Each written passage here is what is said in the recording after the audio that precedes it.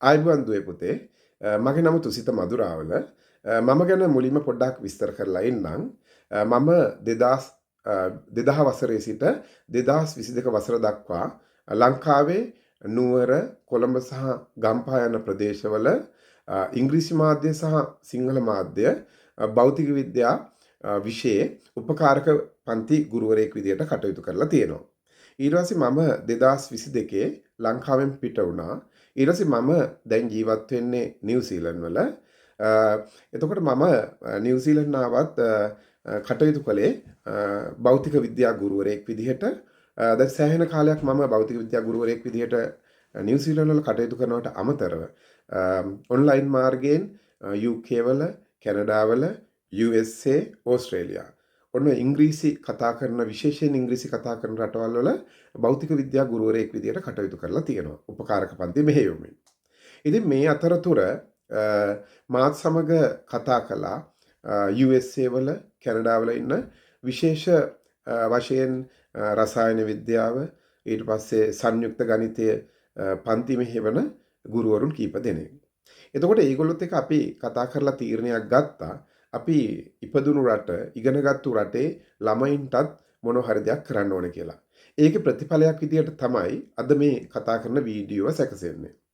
ඒ වෙනුවෙන් අපි Ace Learn Academy කියලා YouTube channel එකක් පටන් ගත්තා.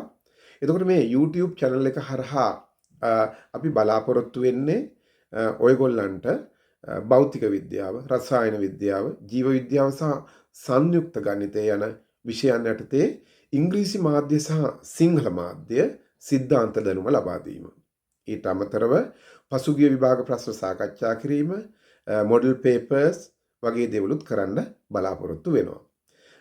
කොහොම හරි අපේ ඉලක්කය වෙන්නේ මේ channel එක හරහා නොමිලේ ශ්‍රී ලංකාවේ දුවරුන් පුතුන්ට භෞතික විද්‍යාව, රසායන විද්‍යාව ආදී මේ දැනුම ලබා දීම. එතකොට දැන් අපි මුලින්ම ගත්තු තීරණය තමයි සිංහල මාධ්‍ය සහ ඉංග්‍රීසි මාධ්‍ය සඳහා වෙනම වීඩියෝ පෙළක් සකස් කරමු කියලා. එතකොට අපගේ මේ ස්ටාෆ් එකේ ඉන්න රසායන විද්‍යා ගුරුතුමිය කිව්වා එහෙම නැතුව අපි ඉංග්‍රීසි මාධ්‍ය සහ සිංහල මාධ්‍ය සිසුන් දෙකොටසටම එකම වීඩියෝ පෙළක් කරමු කියලා. ඇත්තටම රසායන විද්‍යා ගුරුතුමියගේ නම ප්‍රභාවි. දැනට සමහරට ඔයාලා ඒක වීඩියෝ බලලා ඇති එතුමියගේ. ඒ යෝජනාවට අපි එකපාරම එකග වුණේ මොකවද මේ අපි අහුවා ඇයි එහෙම කියන්නේ කියලා. එතකොට කිව්වා දැන් අපි ලංකාවේ සිංහල මාධ්‍ය ඉගෙන ගත්තත් ලංකා විශ්වවිද්‍යාලවලට ඇතුළු වුණා. විදේශීය විශ්වවිද්‍යාලවලට ඇතුළු වුණත් අපිට ඒවේ අධ්‍යාපන කටයුතු කරගෙන යන්න වෙන්නේ ඉංග්‍රීසි මාධ්‍යයෙන්. ඒකින්ද අපිට ලොකු ગેප් එකක් තියෙනවා සිංහල භාෂාව සහ ඉංග්‍රීසි භාෂාව අතර. එතකොට අපිට පුළුවන් නම් උසස් පෙළ දීම අර විද්‍යාවට අදාළ ඉංග්‍රීසි දැනුම ලබා දීමට ඒවත් අදාළ සයන්ටිෆික් ටර්ම් ඒ ජෙනරල් නොලෙජ් එක ලබා දෙන්න පුළුවන් නම් ගොඩාක් හොඳයි කියලා. ඒ නිසා තමයි අපි අවසාන වශයෙන් තීරණය කළේ මේ සියලුම වීඩියෝස් ඉංග්‍රීසි මාධ්‍ය සහ සිංහල මාධ්‍ය දෙක එකට කලවම් කරලා කියලා දෙනවා. ඒ නිසා මගේ විෂය වෙන්නේ භෞතික විද්‍යාව. මම ඉදිරියට හදන වීඩියෝස් වලදී බලාපොරොත්තු වෙන්නේ සිංහල මාධ්‍යෙන් සහ ඉංග්‍රීසි මාධ්‍යෙන් පැහැදිලි කරනවා. එතකොට මෙතන තියෙන විශේෂ වාසිය තමයි සිංහල මාධ්‍ය සිසුන්ටත් පුළුවන් වෙනවා ඉංග්‍රීසි මාධ්‍යයේ ඒ ටර්ම්ස් කනට ඇහෙන නිසා ඒගොල්ලෝ කනට හුරු වෙනවා ඔබගේ මේ ඉංග්‍රීසි මාධ්‍ය වචන. එතකොට උසස් අධ්‍යාපනය ලබාදී මෙඩිසින්, ඉංජිනේරින්, ෆිසිකල් සයන්ස් ඕනම බයෝසයන්ස් ඕනම එකදී මේවා යූස් කරගන්න ඉදිරි දැනුම සඳහා. ඒකින්ද අපි ඉදිරියට ඉදිරිපත් කරන වීඩියෝ සියල්ලම ඉදිරිපත් කරන්නේ ඉංග්‍රීසි මාධ්‍ය සහ සිංහල මාධ්‍ය දෙකම එක මික්ස් කරලා. එතකොට මේ වීඩියෝ පෙළ සිංහල මාධ්‍ය සිසුන්ටත් ෆලෝ කරන්න පුළුවන්, ඉංග්‍රීසි මාධ්‍ය සිසුන්ටත් ඒ විදිහටම ෆලෝ කරන්න පුළුවන්. ඒ අදහස හොඳ අදහසක්. ඊළඟට අපිට ඉන්නවා හොඳ ටීචර් පැනල් එකක් පළපුරුදු. ඒ පැනල් එකේ ඉන්න ඔක්කොම ගුරුවරු ලංකාවේ ඉගෙනගෙන නිදහස් අධ්‍යාපනයේ පාවිච්චි කරලා විවිධ රටවලට ගිහිලා USA, කැනඩා, නිව්සීලන්ත ඒ රටවලට ඇවිල්ලා ජාත්‍යන්තර දැනුම ලබාගත්තු ගුරුවරු. ඒකින්ද ඔයාලට ගොඩාක් පහසු වෙයි මේ දේ කරගන්න. මොකද අපි දන්නවා නිදහස් අධ්‍යාපනයේ ප්‍රයෝජනෙ ගත්තු දරුවෝ විදිහට මෙතනින් පස්සේ හොඳ ජාත්‍යන්තර රැකියාවලට අවතීර්ණ වෙන්නේ කොහොමද? ජාත්‍යන්තරව බිස්නස් වලට ඉන්වෝල්ව් වෙන්නේ කොහොමද? ඊට පස්සේ කොහොමද Taman කැමති නම් ලංකාවේ ඉඳලා මේ වීඩියෝ මාලාව ඔන්ලයින් නොමිලේ කරන්න. ඊට අමතරව අපි බලාපොරොත්තු වෙනවා ඉදිරි කාලේදී සමහරවිට ඔන්ලයින් සෙෂන් විදිහට පාඩම් ප්‍රශ්න පත්‍ර සාකච්ඡා කරන්න. දැනට අපි වීඩියෝ වශයෙන් තමයි ඉදිරිපත් කරන්නේ. දැන් මේ වීඩියෝ ෆලෝ කරනකොට ඔයාලට මොන හරි විෂය කොටසක දැන් මම විශේෂයෙන් කරන්නේ භෞතික විද්‍යාව නිසා ඒකේ අසීරු විෂය කොටස් යටින් කමෙන්ට්ස් කරන්න මම ඒවට වෙනම වීඩියෝස් ඉදිරිපත් කරනවා. සමහරවිට ඔයාලට පෞද්ගලිකව තියෙන ප්‍රශ්නයක් වුණත් ප්‍රශ්නයක් නැහැ භෞතික විද්‍යාවේ මෙන්න මේ බහුවර්ණ ප්‍රශ්නේ මේ ස්ට්‍රක්චර්ඩ් එක එහෙම නැත්නම් මේ එසේ එක අපිට සාකච්ඡා කරන්න කිව්වොත් මම ඒවට වෙනම වීඩියෝස් හදලා ඒවත් මේකෙදි ඉදිරියේදී සාකච්ඡා කරන්න බලාපොරොත්තු වෙනවා. සියල්ලම තීරණය වෙන්නේ ඔබගේ කමෙන්ට්ස් මත. ඒකින්ද ඔබට අවශ්‍ය දේ කියලා කමෙන්ට්ස් කරන්න ඒ අනුව අපේ වීඩියෝ පෙළ වෙනස් වෙනවා. මට අමතරව රසායන විද්‍යා ගුරුතුමිය සංයුක්ත ගුරුතුමා ඒගොල්ලන්ටත් ඔයාලට පුළුවන් වෙනවා මේ විදිහට ජොයින් වෙලා ඒ වීඩියෝ හදාරන ගමන් මේ ඉදිරියට තියෙන වීඩියෝස් ෆලෝ කරලා අධ්‍යාපනය ලබා ගන්න. දැන් අද මම බලාපොරොත්තු වෙන්නේ මේ වීඩියෝවෙන් විශේෂයෙන් අපේ මේ ඉන්ට්‍රොඩක්ෂන් එකක් ලබා දෙන්න මොකද්ද අපි මේ channel එකෙන් කරන්නේ කියන එක. මම හිතන්නේ දැන් ඒක පැහැදිලි ඇති.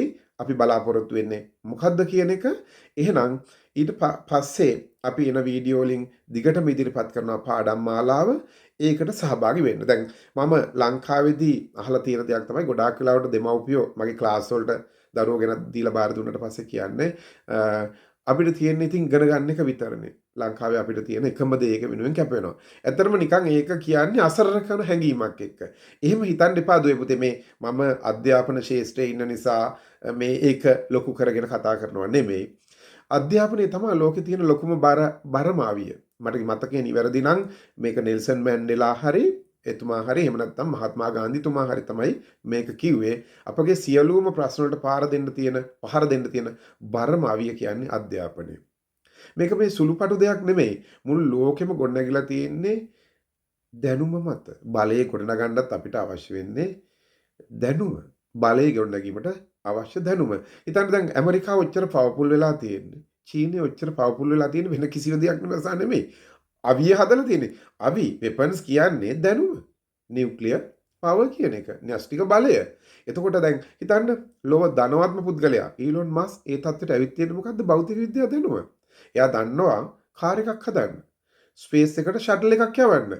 ඉතින් ඒකෙන් එයා ලෝකේ බලවත්ම ධනවත්ම මිනිසා බවට පත් කරලා තියෙනවා. ඒකින්ද මේ අධ්‍යාපනය කියන එක හරියට කරන්න දුවේ පුතේ. ඒක අපි හරියට කරගත්තොත් ජීවිතේ සාර්ථක කරගන්න පුළුවන්.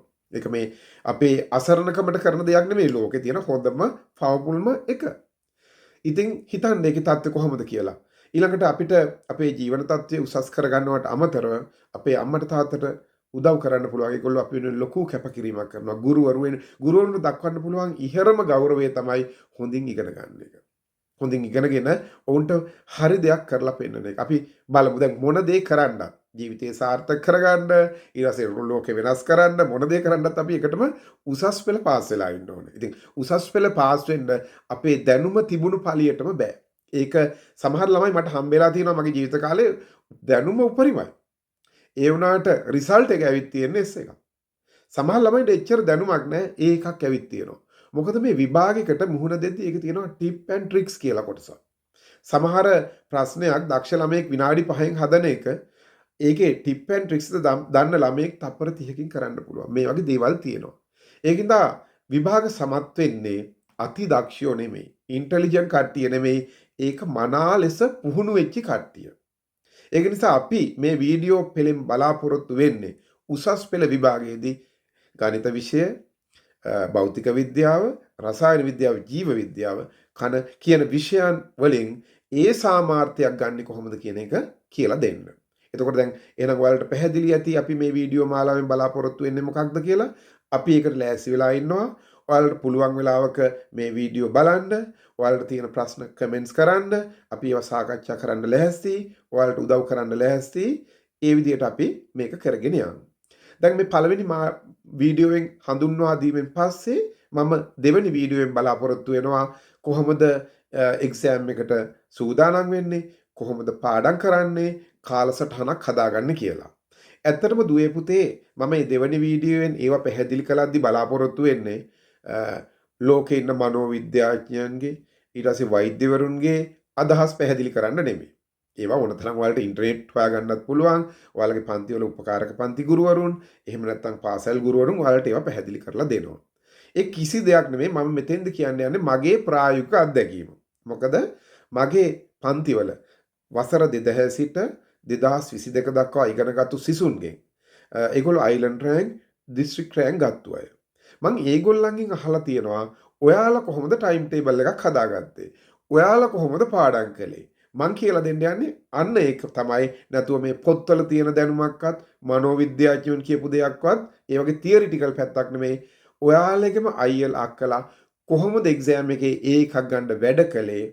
එහෙම නැත්නම් කොහොමද අයිලන්ඩ් රෑන්ක්, දිස්ත්‍රික් රෑන්ක් ගන්න වැඩ කළේ? මං කියන්නේ මේ අයිලන්ඩ් රෑන්ක්, දිස්ත්‍රික් රෑන්ක් ගන්න ඕනේ කියලා. අපිට අවම එක තිබ්බොත් දැන් සාමාන්‍ය කැම්පස් යන්න ඕනේ ඒ තුනක් නම් ඒ තුනක් ගන්න වැඩ කරන විදිය ඒ අයියල් අක්කලාගේ මම අහලා ගත්තු දැනුම තමයි මේ ඊට පස්සේ මේ දෙවෙනි වීඩියෝදී මම ඉදිරිපත් කරන දේ මගේ අදහස් නෙමෙයි විභාගේ සමත් වෙච්ච අයියලා අක්කලාගේ අදහස් කොහොමද ඒගොල්ලෝ ඒ තුනක් ගත්තේ දිස්ත්‍රික් රෑන්ක් එකක් ගත්තේ නැත්නම් තමන්ගේ විෂයට කොහොමද ඒකක් ගත්තේ කියන එක ඒගොල්ලන්ගේ දැනුම තමයි මම ඔයාලට ලබා දෙන්න යන්නේ. එහෙනම් අපි වැඩිපුර කතා කරන්න ඕනේ නෑ.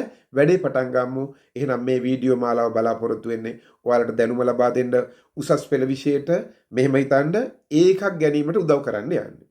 මම එහෙනම් දෙවෙනි වීඩියෝවෙන් ආයෙ හම්බ වෙන්නම්. ඒකෙදි කොහොමද කාලසටහනක් හදන්නේ, පාඩම් කරගන්නේ, අන්න ඒ වගේ දේවල් කියලා දෙන්නම්. එතෙන් ඔයාලට සුබ දවසක්.